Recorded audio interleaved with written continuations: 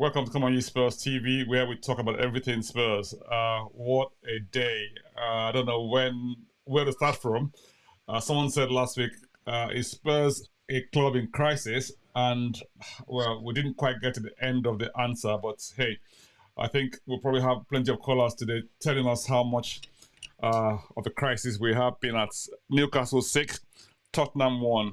What a scoreline from Newcastle's point of view.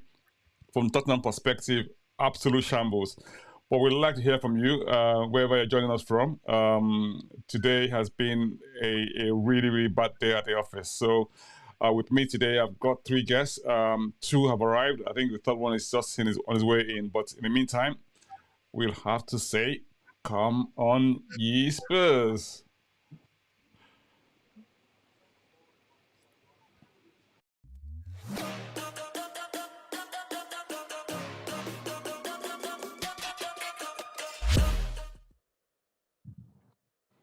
Welcome back. This is ComeonyespursTV, where we talk about everything Spurs. With me today, I've got 3 guests. The third guest is just on his way in. For some reason, we can't see him, but he'll be with us in a minute. Yes, I've got Toast. I've also got Ben, and I have Chuma, who is on his way in. Yes, let's have a look. So, Ben, how are you? Oh, I'm good. I'm good. Considering what I just watched, I'm good. You know, like I keep telling people, football is a game. It's a game. You watch it, get entertained by it or not. But hey, life carries on. Beautiful. So, Tox, how are you? I'm fine. Could be better, but I'm not going to allow these guys ruin my holiday. Nigeria, we're on bank holiday Monday tomorrow, so I'm not going to allow anything ruin my holiday. Right. Okay. Beautiful. I love the positive attitude. Now, I wish we had the same positive attitude going into that match for Tottenham Hotspur. Right now, I know, where do we start? I mean, horrible result from our perspective. Amazing from Newcastle's point of view. But, I mean, first 18 or 19 minutes or 21 minutes, they had 5 goals in the back of the net. Now, let's just start with 2 things, right? Before the match, we've had people saying all sorts of things about changing the system, pack the midfield, put people there in midfield, and all of a sudden, okay, we get what? We play 4-3-3, and we get found out very, very quickly. I don't know. I'm going to come back with a bit more analysis in the course of today. But say, where do you think it went wrong today? I mean, Ben.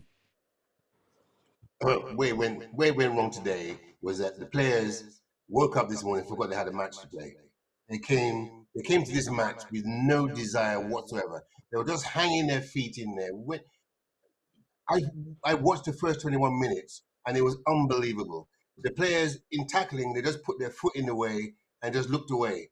They didn't do anything. They just forgot about the desire to play. I mean, some commentators were saying that possibly that they've lost the will to play football. Then they should lose their salary as well. They shouldn't be paid. You can't tell me that you lost the will to play football and they tell you to come out and play against Newcastle, who you're battling for. Actually, I should have known.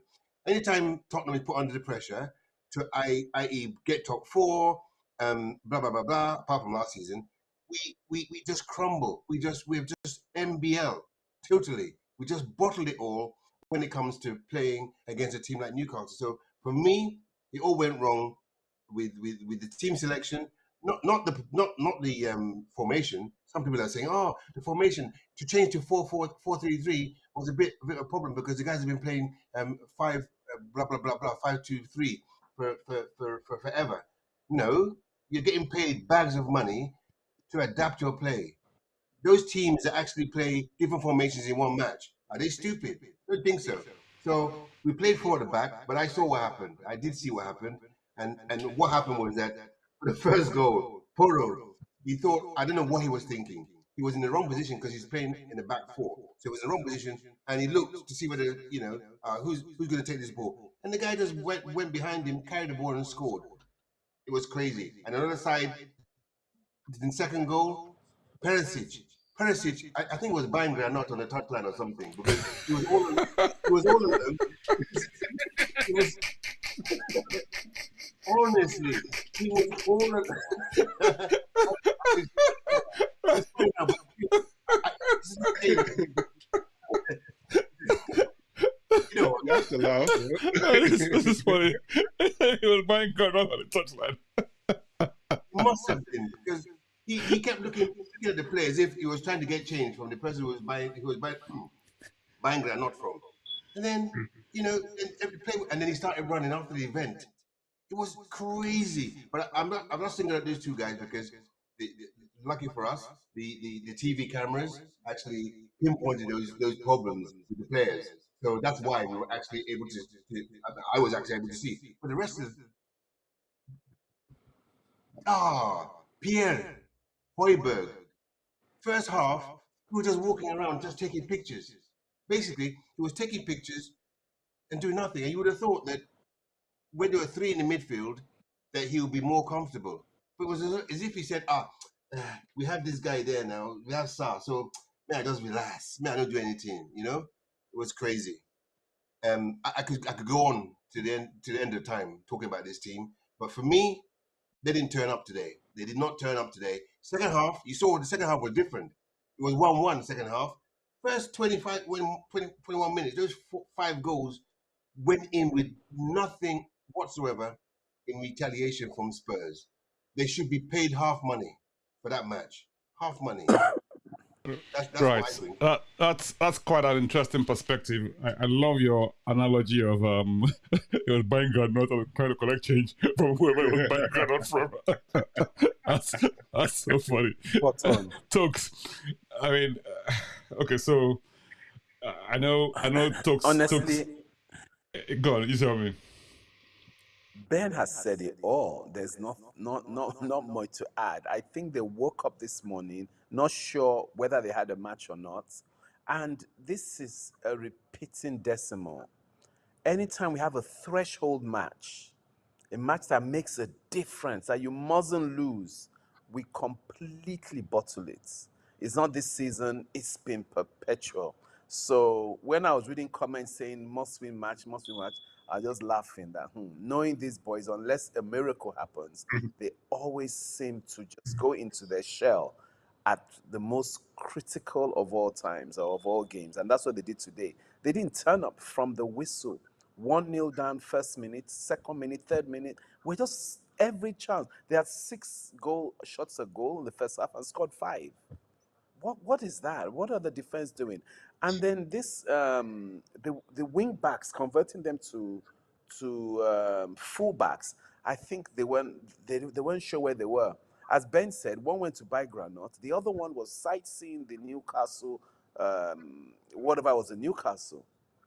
So the wing backs didn't remember that they were fullbacks. So I think the brief wasn't well put across to the players.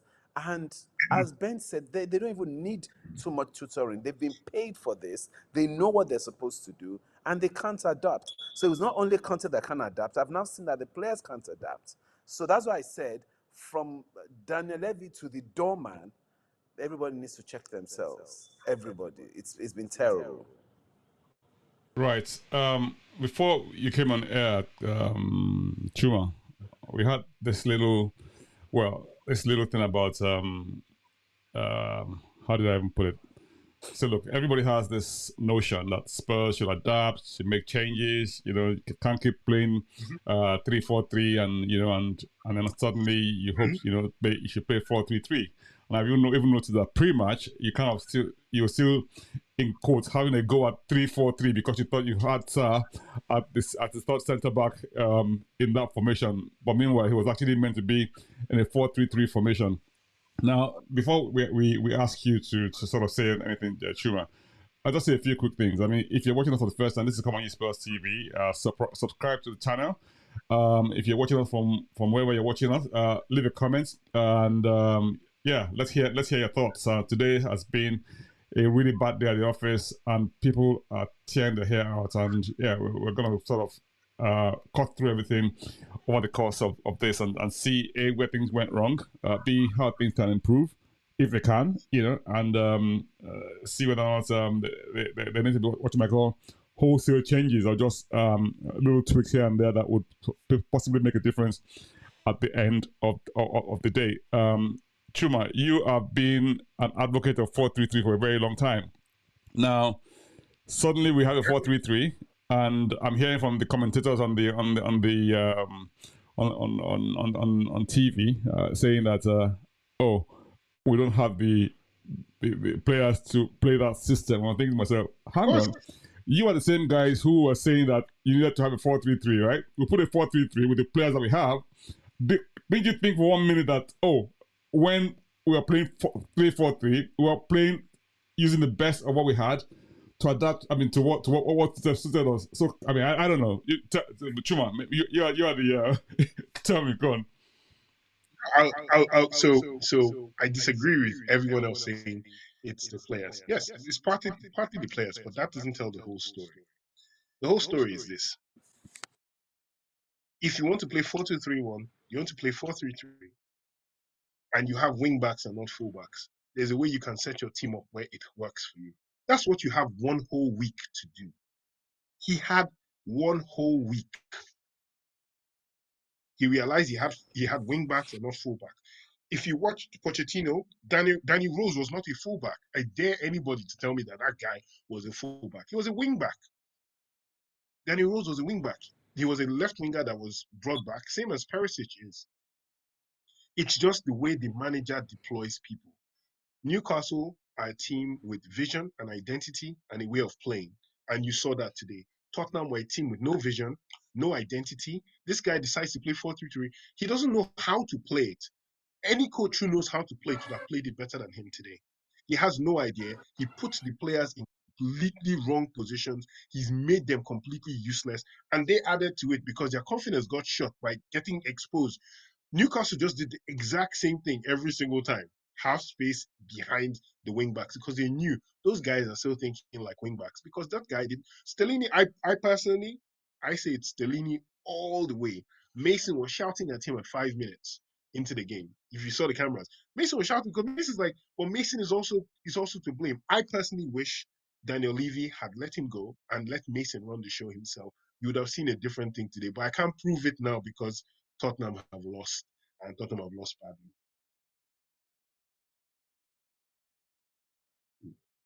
And here.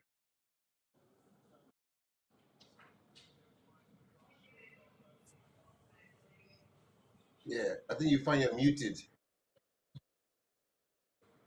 So you're muted. Yeah, sorry. I was saying that it sounds like 6 of one and half a dozen of the other, doesn't it? On the one hand, we're saying that they had 1 week to prepare. Of course, they had 1 week to prepare, and that's why they came with that system to play on the day. So they must have tried out a lot of these things on the training ground, But obviously, in the execution, no, they didn't. No, what I'm saying is they didn't prepare. What I'm saying is they didn't prepare properly.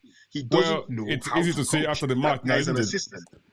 So I mean, it's easy. But I said it before the game. No, but I said it before the game. And I told you that I was expecting a loss. You were optimist for this game. Well, if we remember I know, correctly. But who saw a 6-1 loss? Come on, I mean, come on, But having said that, I mean, I was just saying that Jennifer left a comment on Facebook saying that we should just opt out of all competitions for the rest of the season, and then focus on the league and rebuilding the team, and then hopefully we can. Opt out of all competition for next season and focus on the league and on rebuilding the team. Hopefully, we can finish out of that top 6 to achieve this. No vex. Well, that's the best for the team now. Well, we don't have any other competition to play for this season anyway, so it's just the league we have to play for, isn't it? So, hey, I'm not sure how much help that would help us towards the. I mean, unless of course you mean for next season. And I was saying that, I mean, if this is your first time here, this is ComeonyespursTV. Leave your comments and, keep them coming. Thanks for that, Jennifer. Yeah, so, honestly, it's one of these things that really, really gets your goat, Now, on the one hand, you might say that it was one of those days when everything went right for Newcastle on many levels, in the sense that, okay, you had the, what's the word? I won't call it fortune. I mean, in the first place, I felt that without I don't like calling out players for a number of reasons, because it's always difficult, because I mean, Poro, I didn't think covered himself in glories today, because he got caught on at least three occasions for at least three of those goals, either positionally, or he just wasn't quick thinking enough, so that was just I mean, and I'm being kind here, because I mean, it was just really poor. I mean, really poor on that wing, and it's kind of curious saying that now, because I remember during the January transfer window, when everyone was clamoring for a new right back, ship off Ye Spurs, Mr. McDoherty. Wing back, a right wing back, sir, a right wing back. Hold on, I mean, I'm getting there, and then everyone had something to say about Emerson, how poor it was, and all that, Now, all of a sudden, Poro comes in, and I'm not sure he had one good game since he started. If he had one good game, maybe perhaps against Wolves, I can't remember him playing that well so far. And it's his first season, and it's very difficult in the first season for a player to come in and do stuff. Fair enough, and he probably didn't have a lot of options on the bench to replace him because of injuries. But one of these days, when you just sort of think that the whole thing was just a right mess. Talk to you. I mean, you want to say something? Talk about, you want to say something? I've said it. It's yes. I mean, Can you hear me? Yeah, I can hear you. I'm saying what everybody else is saying, but what I'm saying is that it's not just the players; it's the combination of the entire team, the entire board. Everything is wrong. I kept asking this question, and I'm still asking: why sack Conte and leave Stellini? I just can't wrap my head around that. It doesn't make sense. It doesn't make sense at all.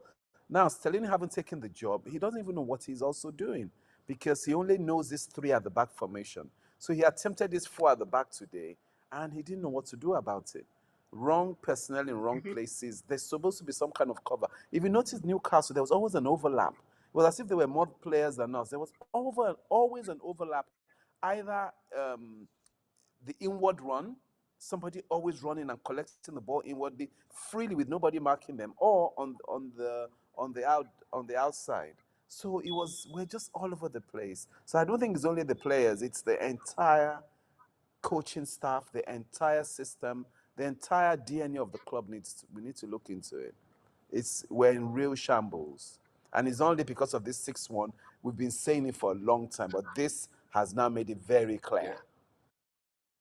Yeah, that's different. Yeah, that makes sense. So, root and branch clear out. That's your solution. In short, that's what's responsible for today's result. I mean, it's been, yes, that's my what clear. you might say. It's honestly, a structural thing, right? One more thing. Karen. Levy out. I mean, I own a small business. I run a small law firm. Nobody can kick me out, no matter how much supporters I have. Levy is when the man is ready to say, okay, I'm going to make a profit from this business, a supernormal profit. That's when you see him go. So so what we can only pray for is that Levy has a change of mindset, where he will allow a football person do the football part of the of the club, and he sticks to the business part, which is extremely good at. Once he allows somebody freely do the football side, we'll be fine. He should stay away completely. Stop nominating players. Stop appointing anybody. Stop even buying players completely. He should stay away from it. Then that's when we'll see a change. And then the clear out, yes, we need to get rid of about 10 players. All those Tangangas, Loris, Sanchez. If K wants to leave, fine, he's done enough. Well, at least we need to keep somebody. We need to keep some players. I think we should. I think that we need a club of 10 players. It's time. They've stayed too long. We have 3 months, Joe. We can buy more. So we need to send get them rid all. of everybody. Yeah. So I whoever don't wants. even think. In fact, it was me. I'll ask who wants to leave. Who wants to leave? and I start ticking listened them to this off. podcast yesterday that explained why Daniel Levy will not be leaving in the next 5 years. So it's just funny.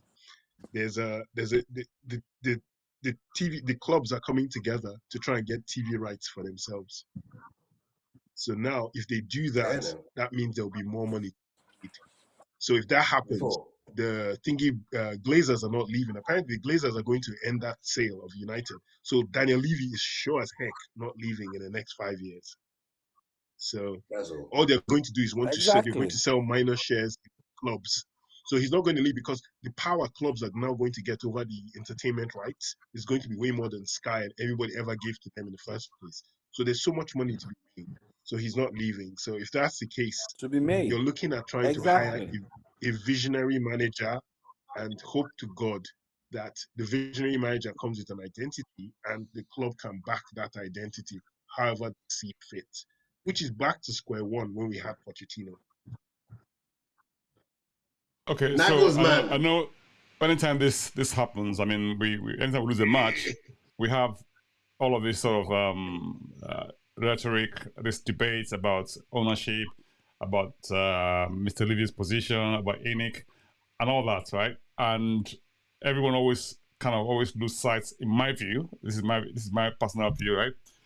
That if you look back to where we were a few years ago to where we are now, right? Okay, maybe a couple of last 2 seasons have been what you might call a bit of a blip from when Pochettino left, if you like. I mean, however, bear in mind that this season is probably the season we spent the most money in a short period of time from when Conte came in, and everyone at the club and outside was saying that, oh, we've invested quite a lot of money on the squad in the close season, you know, and we haven't spent that sort of money in such a very long space, for such a very short space of time, right? And on top of that, we have, in quotes, a world-class manager, right, in place. And okay, part of this whole picture of this, what's it called? This philosophy of Levy, if you like, is to build a strong base of what I call a strong financial base, right? That can give us the revenue power that would enable us to compete, not just on transfer, but on every level, you know, transfer, salaries, and obviously make the club an attractive proposition for anybody who wants to come into the club, you know. However, we've had maybe a few glitches along the line, but as we all know, there's nothing guaranteed in football. There's nothing guaranteed, no matter how much you want to call it, right?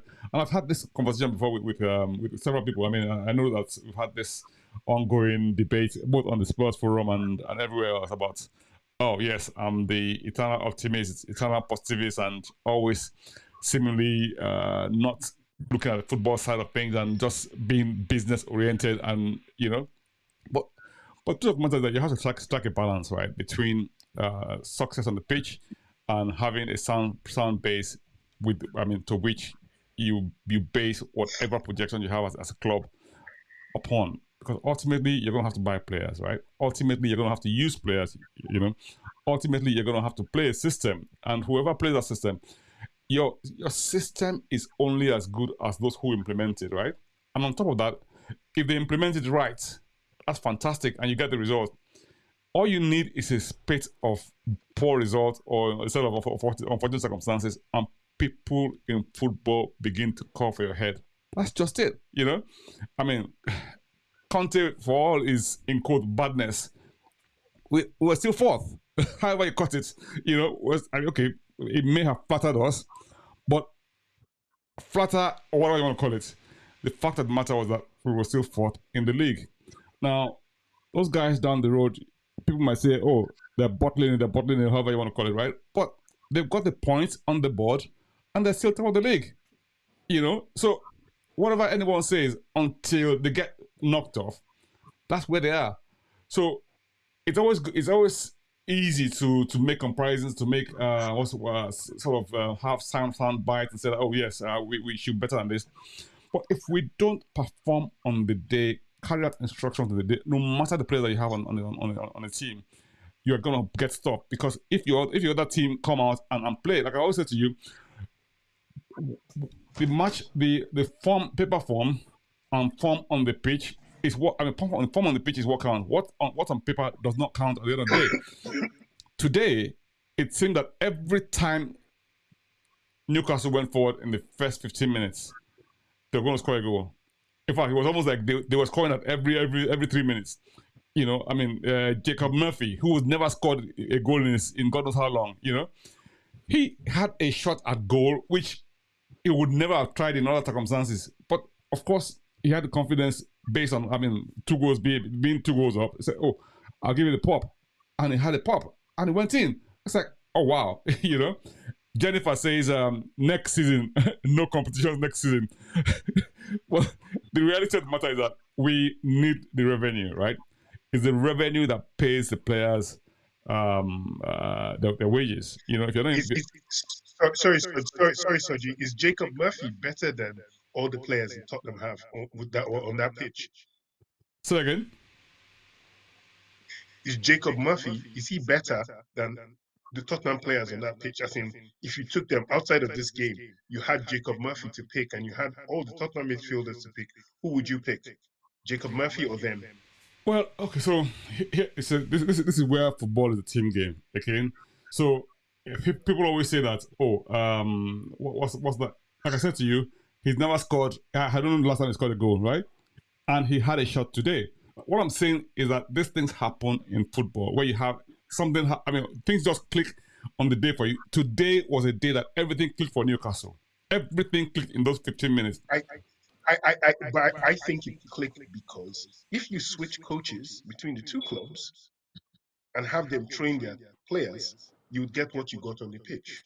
Eddie Howe is a guy that we all knew was performing. We all knew he was performing well in Bournemouth. He's now gone to Newcastle. He's implemented exactly the same thing he did at Bournemouth, right? And he's done it here, and he's kept these guys and he's drilled them. And it's now, what's the word? They say indoctrination. That's the strong word, right? But Spurs are indoctrinated to what they are now. They cannot change. They cannot adapt because it's in them. You have to shed that thing off. And it's not shedding players. Yes, you get rid of some players, but not all players. It's just look at what we've been left with for the last since 2019. It's been slowly. The players are trying to play one way. The coaches are telling them to play another way. We're now getting nothing out of everything else. And it's been going on and on and on. And the gap has been widening. And then all of a sudden you get to this point, which is why everyone's praying that, okay, you're not going to spend money. You're not going to lose ENIC. Get yourself a manager that knows what they are doing. Aston Villa and Unai Emery, it's not magic. It's change of indoctrination and it's training.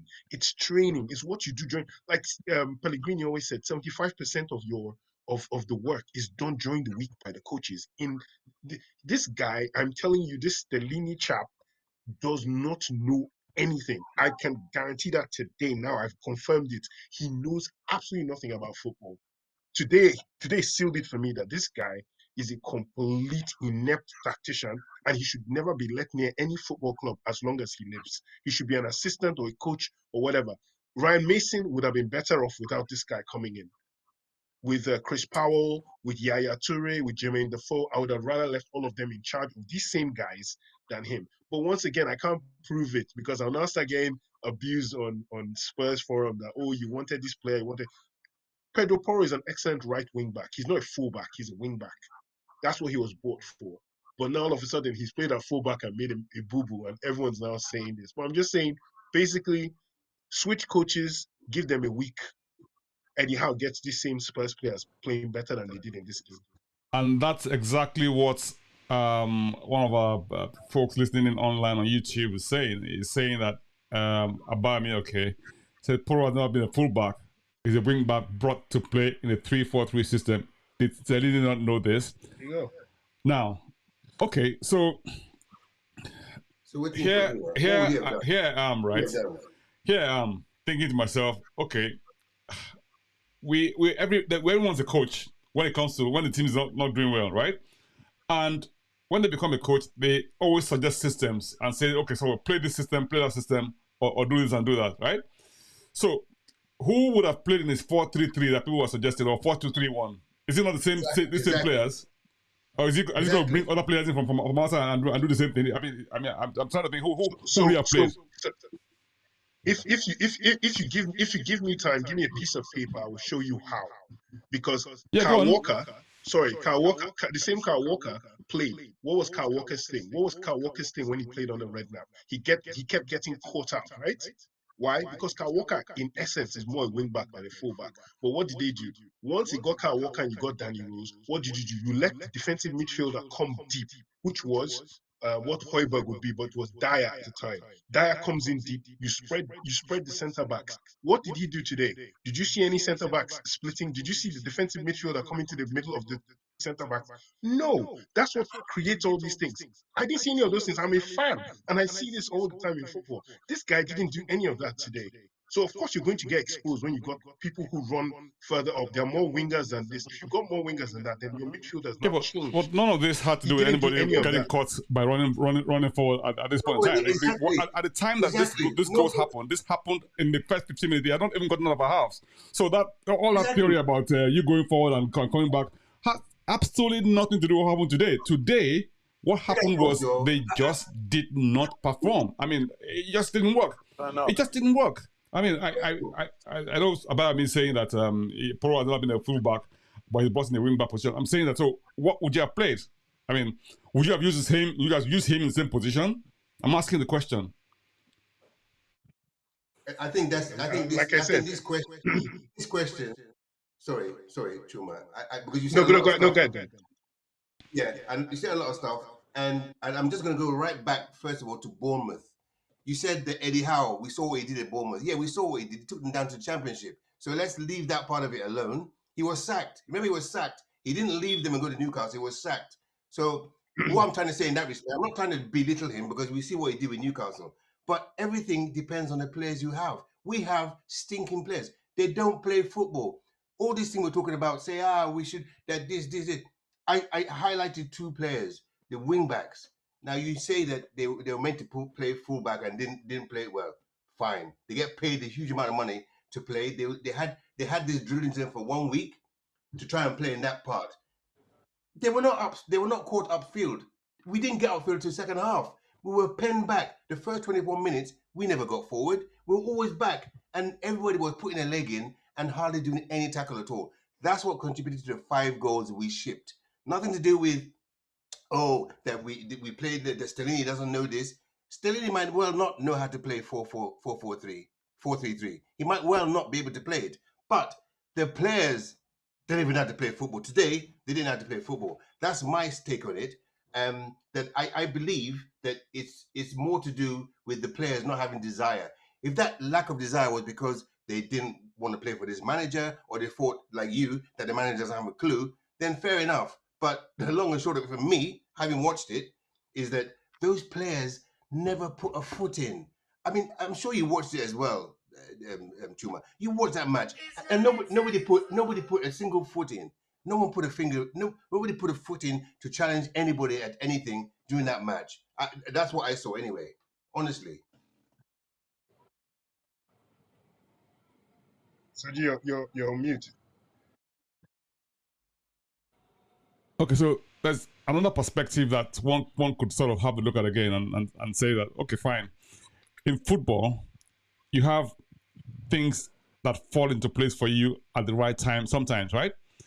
Now, today, like I said to you earlier on, it seemed that everything that Newcastle just did just worked like perfect. Granted, we didn't help at matters in some respect. The first goal, maybe Loris maybe could have pushed the ball away better, or to a different place, and hopefully that Murphy guy may not have had the chance to sort of have the shot on goal that he had. Who knows, But no, it was the goal run. Sorry? It was the run. It was the run by Joe Leighton. Is it Joe Leighton? That nobody touched him. He kept running, as if we're just opening the doors for him. He kept running till he was allowed to take that shot. So by the time he got to Loris can only parry to one side. He couldn't. So, I mean, yeah. Lloris did his bit for that one goal. He parried it to the side. He didn't parry it to the 6 yard, Out. but it was just that there was, by that time, everybody had lost positioning and there was no right full back. So You mean the guy left full just back, had you a mean? tap in. Yeah, sorry, there was no left full back. So the attacker just had a nice tap in, although he had to lift the ball. But I don't think that was Lloris's fault. But what were we looking at before he tapped? So exactly what Ben is saying, they just got to the pitch. They didn't even, I don't know, maybe they didn't know they were playing a match. They didn't even know, it was as if they were lost. Keep the comments coming in. Thanks very much, Jennifer. Thanks for your comment. Thanks for about me, okay, for your time and comments as well. This is Come On Ye Spurs TV. If you're here for the first time, leave your comments. We'd love to hear from you. Join in the debate. Newcastle 6, Tottenham 1. Not the scoreline that we were expecting, but it has happened. And Harry Kane scored again. You know, and some people said, "Oh, the comeback is on." That was funny. I knew there was no hilarious. comeback. Right. So 5-5. when he scored that goal, did you think that the comeback on? Honestly, I thought 5-3, Nope. actually. I thought 5-3 Nope. or 5-2, something like that. That's what I thought. I didn't know they would score an extra one, but I said maybe they'll just make it respectable, 5-2, maybe 5-3 or something like that, and then yeah. give you hope that lies and nothing would happen. Nah, no, It wasn't meant to be. But very, very poorly at the office. I mean, yeah. Okay, so Lloris didn't come out for the second half. Now, there's plenty of speculation about why he didn't come out. Some people say he was injured. Some people say that they had a rant or they had a go in the dressing room and he got replaced. I mean, we don't know what the truth of the matter is, right? They should have punched each other. Honestly, it would have been so nice if they'd fought each other at halftime. Maybe that would have changed. It would have changed the second half more. If they just decide to fight, don't whack each other, like I think Lloris decided not to come out, that he's had enough. He wasn't injured. 100% he wasn't injured. I saw the way he walked off the field after the game. He wasn't limping, he wasn't injured. He just didn't want to play anymore. Right. So now, but do you think he covered himself in glory for those goals? Because okay, we considered 5 goals in the first half. Now, could he have done better? It was pretty open session to shoot at him. I don't really blame him, to be honest with you. I think it was open season. Everyone's saying, okay, if you want to say the players were poor, like I said, they're positioned poorly. They had no game plan. When you have no game plan, you have nothing. Your goalkeeper is just going to be exposed to the elements. And to me, I think he was exposed to the elements. And what happened was going to happen to him. It was probably going to happen to Foster if Foster had come in as well. Regardless of what happened, defensively, midfield-wise, Spurs had nothing. So you get shot, you get killed. So. Right. So where does that leave us? I mean, Foster came in the second half. We pull a goal back, and we think, okay, like you said, I mean, comeback maybe on, but it wasn't happen. They had 3 changes. What's his name? Wilson came in, and he seems to love scoring against Spurs, doesn't he? He's got the last 4 of his the last 4 times he's faced us. I mean, we're beginning to sort of might send someone to to do a job on him. Wasn't Callum Wilson a Tottenham transfer target some seasons ago? Well, it's one of these things. He was supposed to be backup to Kane. Yeah. God. So I think we've had this debate. I'm not sure if we had it on this channel before, which is strikers not wanting to come to Tottenham because they don't want to play second fielder to Kane. However, we went and bought Mr. Richarlison, right, for £60 million from Everton. He was Everton's main man. Now, would I take Richarlison over Callum Wilson? I would say any day. That's me. But maybe they play slightly different roles in terms of how they play up the pitch. But it's not for lack of investment in that attacking lineup that we went and got Danjuma. Okay, Danjuma hasn't really featured a lot this season. It's probably only just come on in the last 2 matches. So yeah, so hindsight is always a wonderful thing in football. People, it's very easy to criticize decisions after the fact when things don't go the way you expect them to go. And then, because if you think about it, like I said earlier on in the season, I mean, Spurs started the season first with praising Daniel Levy for getting the players in on time before preseason, right? Getting them in all in to get the preseason. Apart from maybe Bissouma, because he had COVID, he couldn't go on the preseason trip. I think Jet Spence, was a late addition to the squad as well. But the whole idea was that if we have preseason, we'll see how. Hopefully that should enable the season to go very well. And we actually placed the business that they did marketplace. At the time, like, okay, maybe we shot at one or two places. But by and large, no one saw things unfolding the way they have unfolded over the course of the season. Now, is it the management's fault, in quotes, that they've invested in the squad and the coach did not adapt or use the team in a way that would ensure that they got the best out of that squad? I don't know. Some people are saying that yes, Conte was right for blaming the players and everything he said is true. There's no doubt about it. But I always say this: whenever you point one finger at people, you got four pointing right back at you, because you had those players. Sure. You had a job to do to ensure that they got the best result out of them. That's your job. That is your job. So okay, fair enough. You can't legislate for some things that are going on the pitch, but at the same time, the buck has to stop somewhere. If you the guy that stops at Mr. Levi because he owns the club or whatever you want to call it, or it stops at the coach who does the coaching on the pitch. Where do you stand on that, Tokes? Yeah, I totally agree as well. It is a coach's job to improve the players. It is a coach's job to make sure the players buy into his system. But you see, with Conte, I think the players had enough of that system. That's what I feel. They'd had enough of that system. Playing 2 years without the ball, honestly, as a footballer, is highly frustrating. Having to chase and chase and chase. So after a while, their own energy level started dropping to the extent that they weren't doing what they were supposed to do properly. And then Conte didn't also get the exact players he wanted, because the way he plays, there's no room for error. He needs perfection on those wing backs that would deliver those crosses on the penny. And once we didn't get that, everybody became frustrated. The players were frustrated.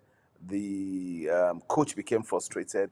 That's why you could hear that his rants that, look, these boys aren't performing. But as you rightly said, he needs to look at himself and say, okay, am I the person that's supposed to make these guys perform? Yes. So I'm supposed to make this one perform. If I say they're not performing, that means that I'm admitting to not doing my job.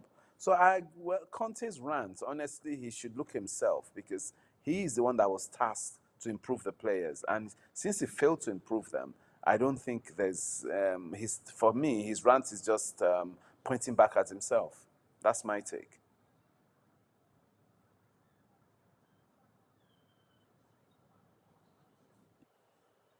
So you're mute. Right. So we can't hear you. Yeah, so you can hear me now. So I was saying that welcome to ComeonyespursTV. If you're here for the first time, we're reviewing the match between Tottenham and Newcastle, where we lost 6-1 away at St. James's Park. Horrible trip. Considering that we hadn't lost there since 2016, and that's like 7 years ago. So it's been a good hunting ground for Tottenham up to now. But today was very chastening on many levels. Now, from our perspective, not a good result. But again, we've got to dust ourselves up and move on. The difficulty for us as a team is that if we say that it's one of these catch-22 situations where some people say that we should obviously give up on trying to get to the top four, which it looks a difficult prospect from where we are now. It's over now. Well, listen, it's these things have a way of turn around very, very quickly. I mean, Newcastle are still going to Arsenal. I mean, they're facing Arsenal. They're going to face, I think, City and Liverpool. I'm not sure who else they're facing, but they've also got a few tough matches ahead of them, you know. And this was a very, very good opportunity for us, which we, in my view, just blew. You know, we just blew it out, you know, and unfortunately. So we always do. Sorry, so well, you always blow out threshold matches. well, that's not what happened last season, though. Last season, this season or last season? last Because season we did the job last season, you know. that's where I'll Yes, say that was an exception. That was an exception. what Took said about Conte, I would say from last season, for him to complain this year and didn't complain last year when he had a wonderful run in where he was winning those games and going to Villa, going to all these places. That was my issue with the rant. I don't think anything he said was wrong. I don't think anything he said was something as Tottenham fans had never heard or never thought about themselves. It was just the fact that when we were winning, you kept your mouth shut. According to you, you're protecting the players. When you were in the run last season, there's no difference between Tottenham and Arsenal. Like, when I mean Tottenham and Arsenal, from last season to this season, apart from Arsenal got Zinchenko, got Gabriel Jesus, but most of their team was most of their team. That's all. But we kept the same set of guys as well, and look at what happened. So that's why I say it's as much as it's, you can say it's recruitment, you can say it's everything else. Gabriel Jesus was injured for most of the season. Zinchenko didn't play most of the season. So, like, he was in and out patches. Gabriel Jesus was out. We had our guys. And for me, I think the downfall for me was probably when Bissouma caught COVID in pre-season. Things have never been the same since then. Like, I looked at him, and that period was, we had those games in South Korea where he could have played, could have acclimatized to the team. I don't know. But since he came back, they now say saying, oh, he has to adapt, this and that. So and so person has. It just became one kind of circus, and then we had the second half thing that we couldn't work out. And these things have been happening, and everything's built up to Oh, this that was point. terrible. But in my honest opinion now, I think top four is dead. I think they shouldn't think about top four anymore. And what they should be thinking about is how they can play football. Just play football, not anything else. Let them play football and then win a match. That's how bad it's gotten to now, because they don't know how to play possession football. They don't know what to do when the ball's at their feet. They need to have some kind of vision and direction first, and then anything else will follow. I think all this top four thing and all that stuff has really, yeah. I had so I'm reading the thing now where Christian Stellini apparently says we were not prepared for the important match. We're not prepared to play such an important match. Can you imagine your What? manager saying such a thing? We were not No. prepared to play such an important match. He just said that. For this very reason, this man should be thrown out of the club with his baggage and his coaches. To say we were not prepared to play such an important match. It's right here. It's quoted on him. It's madness. It's absolute madness for Christian Stellini to say this. They said Daniel Levy went into the he went into the dressing room. Daniel Levy was in the dressing room, so we don't know what's going on, what's happening after that. But Christian Stellini came out and said to the reporters, we were not prepared enough to play such an important match. Quote. That's disgraceful. Okay, that's enough. That's okay. I missed the enough part that you said there. So because I just saw somebody posting in the forum his interview on Sky Sports where he said that we're prepared for this is the biggest match. The next three matches are the biggest three matches in Spurs season so far. 7 finals, So yes. he knew that it was a big match, but you're saying that I think it's because of he's Italian. So when he says they didn't prepare enough, it doesn't mean that there was enough. They could have done enough. He could have done more. What he means is that basically what he's basically trying to say, so he doesn't get sacked, is that the players are crap. So that's what I read into it. Is that he's basically saying these players needed months to actually prepare this match, but he didn't have a month. He only had a week, and this is what we get. But he was pumped up before the match. He was saying this is a match that we have to win. Blah blah blah blah. But the players didn't see the interview. I don't think. Yeah, I don't know what he was trying to say, but I chose the wrong. I'm reading out the printout from the whole thing. I chose the wrong system. Oh, is that what he said? The guy's on hip. Listen, Yeah, he's on hippie crack. He's on hippie crack. I chose the wrong well, system. the guy should go then. If he chose the wrong, he's trying to take the blame away from the players. I think he just wants to enjoy his coins. Don't believe anything that Stellini is saying. The players, he doesn't want to lose his job. You say he chose. Think about it. Think about it now. Say I chose the wrong system. Megan, come on. Everybody that watched that match said that it doesn't matter about the system. The players did rubbish. Quote unquote, he says, Christian Stellini takes full responsibilities for Tottenham's 6-1 defeat. This is on Sky. Exactly. I chose the wrong playing system and I left my team ill prepared. Yeah, there you go. So he has 6 more matches to go now. This way they know going to sack him because he was afraid they would sack him one time. Put this guy, Ryan Mason in charge. This way he can still play the next 6 matches. Well, I guess it's one of these things where people have to take responsibility. And when people take responsibility, we say, oh, how we go at them. They don't take responsibility. They say you can't even take responsibility for not doing the right thing. You win. Well, at least it's taking responsibility. Yeah, so that's a first step. But listen, going forward, which way Tottenham? So, do we get rid of the interim team as it is now and bring in somebody who can sort of see them through to the end of the season, who potentially would then look at rebuilding against next season? Or just sort of write off the season and say, okay, fine, it's gone. Whatever we end up, that's it. And then we'll pick up the pieces from next season. The difficulty from a management perspective, if you like, is you always look at revenue, right?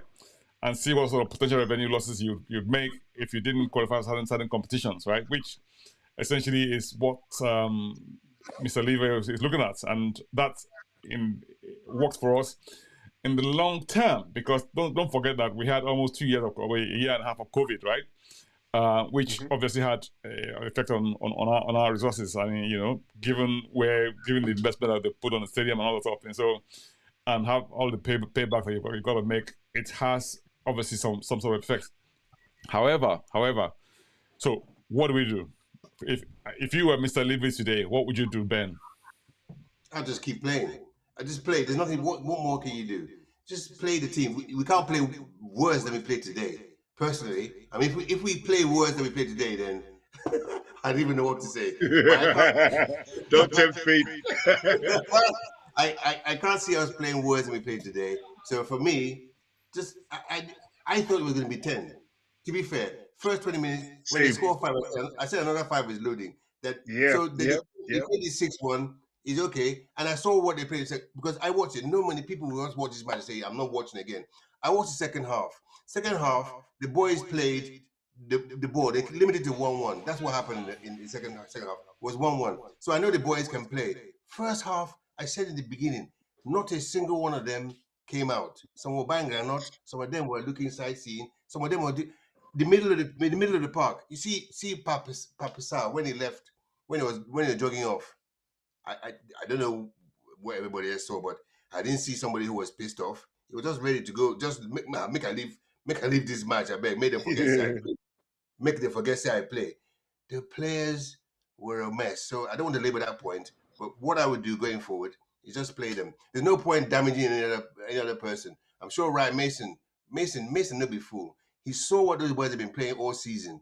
He probably said to the manager, at least to Daniel Levy, that look, this guy don't damage the team tire.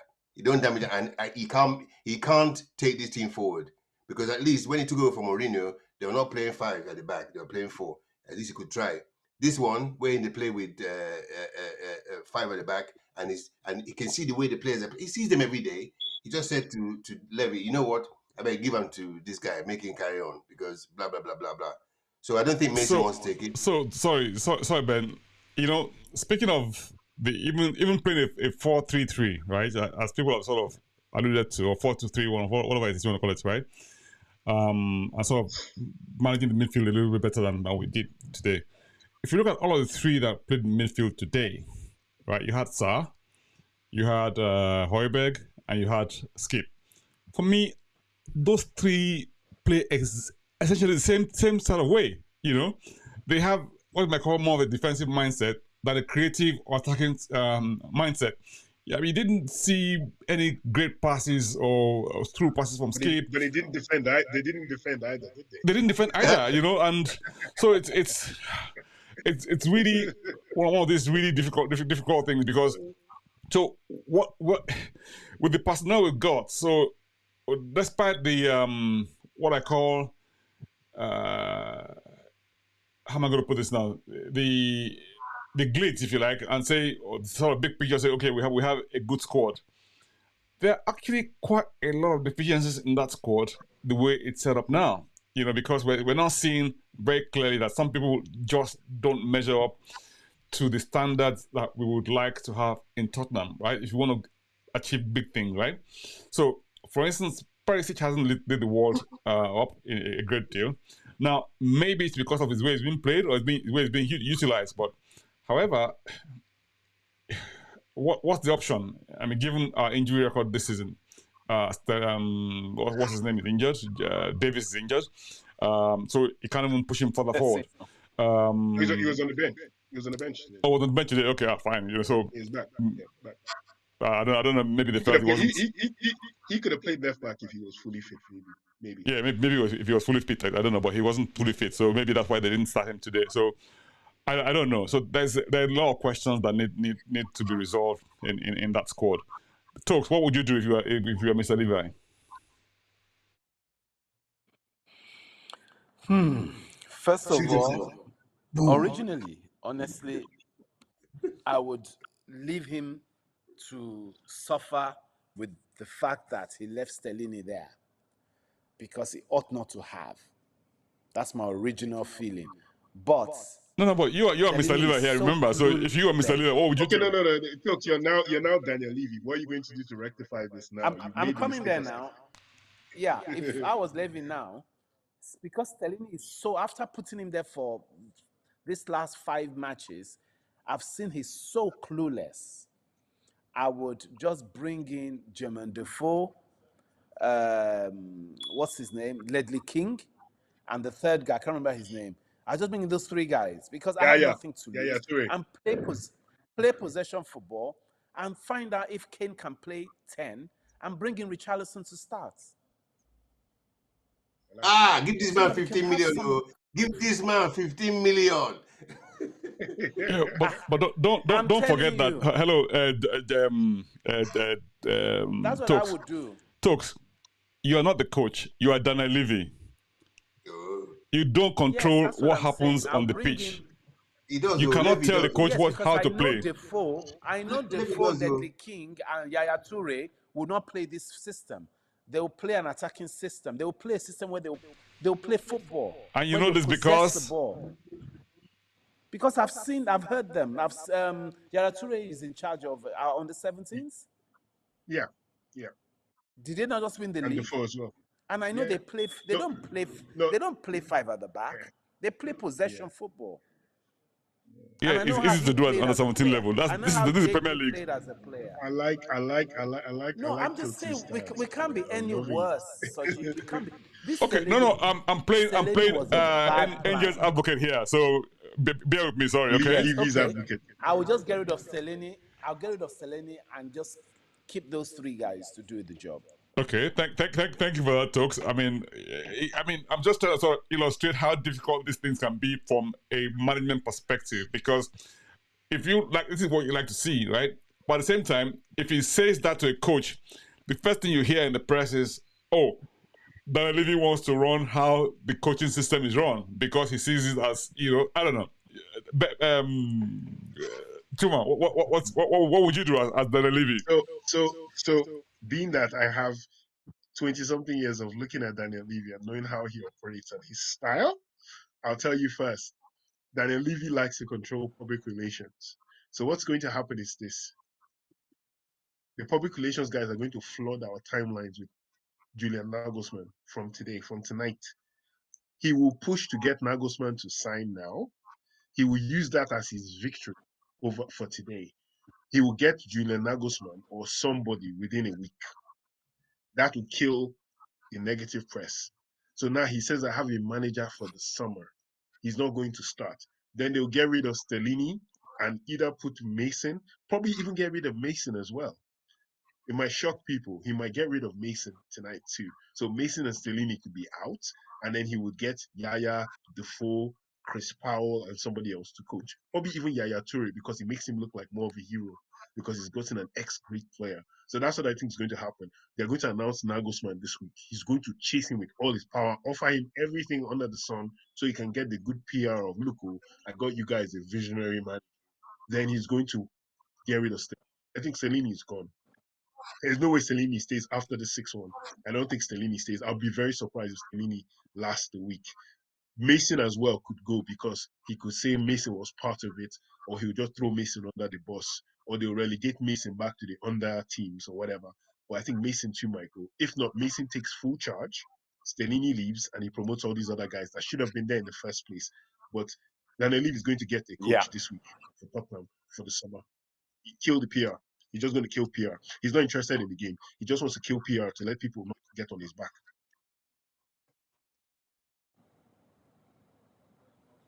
So, yeah. You're playing the real political card here, where you sort of look at the big picture, look at what fans' reaction would look like.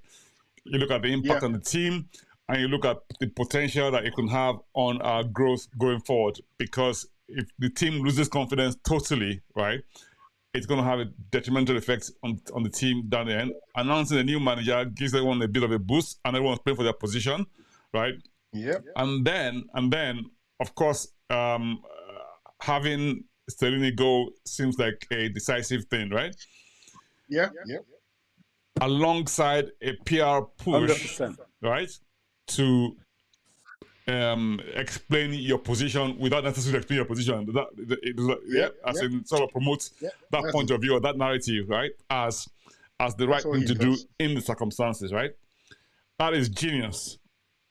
If that's it how works. I think it's going to happen.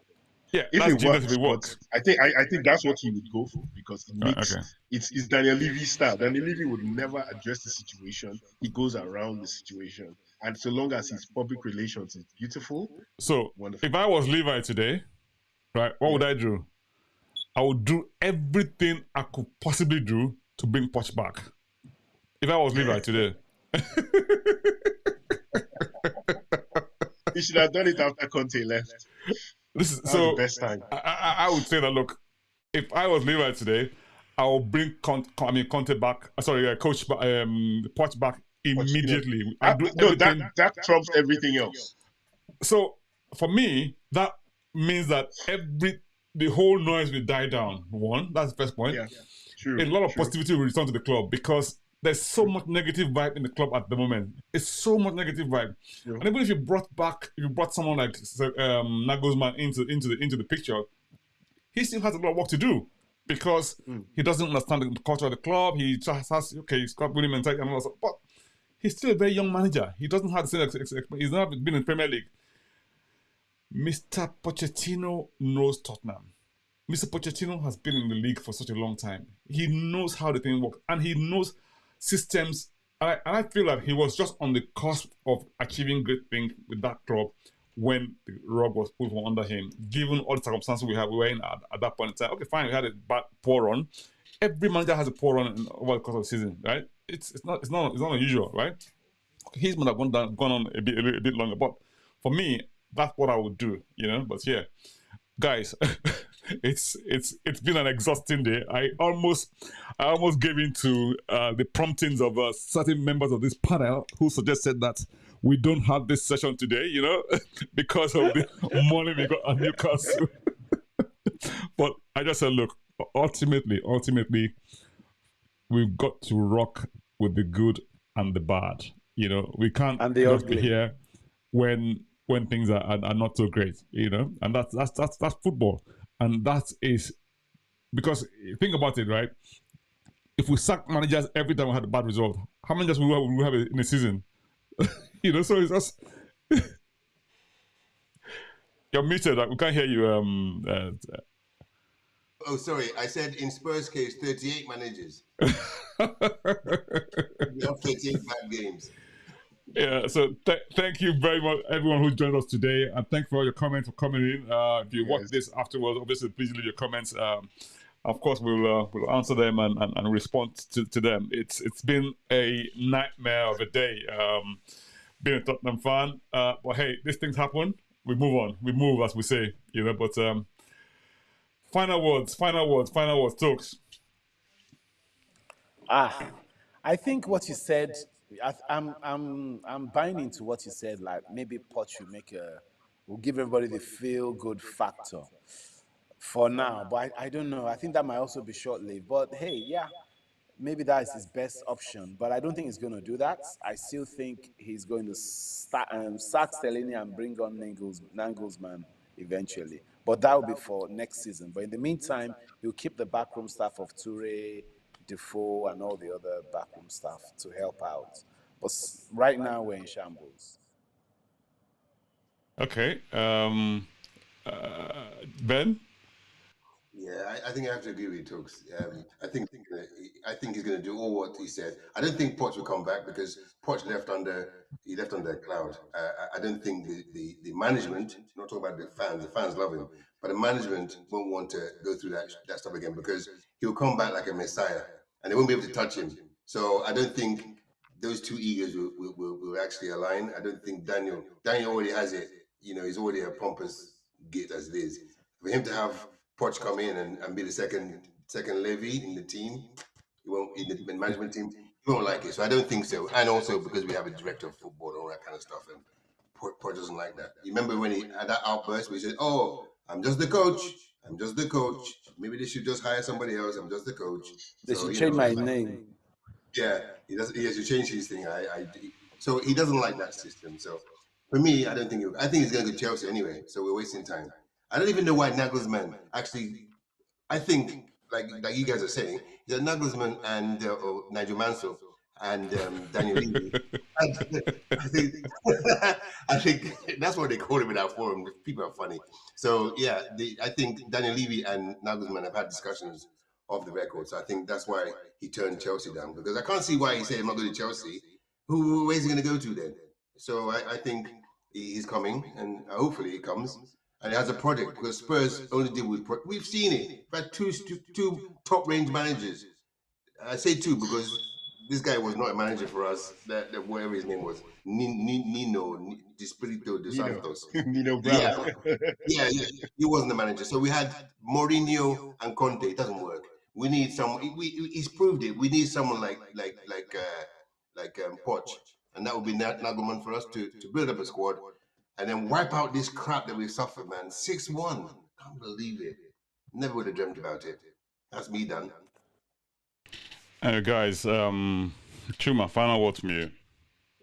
Well, I concur with the guys. I see. So once you brought the Pochettino angle, I can see that because think about it. Pochettino is like a couple of minutes away from signing for Chelsea. If he can steal Pochettino from Chelsea, it becomes a moral victory over Chelsea. And look at what we were able to do. We were able to steal him, bring him back. Now, I agree with what Ben says about the power, but it's gotten to the point that things are too toxic in the Tottenham fan base that they have to give up power. Him and Donna Connon and the rest of his board have to give up that power to Pochettino. They have no choice now because they've made it untenable for themselves to govern the club.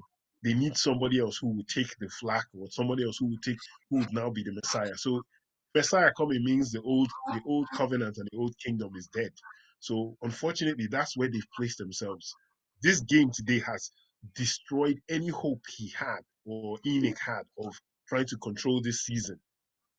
So now the only option is to announce a new coach, a great new coach. It could be Nagelsmann, but my goodness, the PR tonight, if he says I've called Pochettino, Pochettino has agreed to, or I've agreed to everything he says, this 6-1 will be forgotten so quickly tomorrow morning when if they announce Pochettino as manager, it will shock everybody.